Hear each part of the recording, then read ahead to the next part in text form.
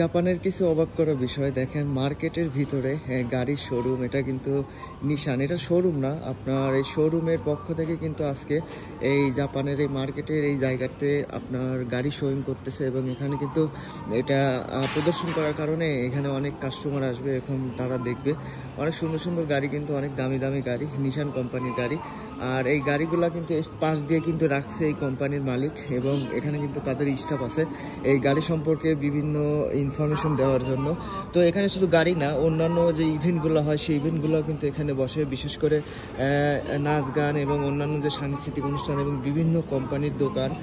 কিন্তু অবসর টাইমে এই জাপান মার্কেটের ভিতরে কিন্তু এই সব জায়গা দিয়ে কিন্তু এক এক সপ্তাহে এক এক এক এক দোকান কিন্তু বিভিন্ন প্রক্রিয়াজাতকরণ, পাশাপাশি কিন্তু এখানে তারা বিভিন্ন ধরনের সেল করে। তো আশা করি বুঝতে পারছেন যে জাপান মার্কেটের মধ্যে কতটা সুন্দর একটা মনোরম পরিবেশে তারা এভাবে তাদের ব্যবসা পরিচালনা করে।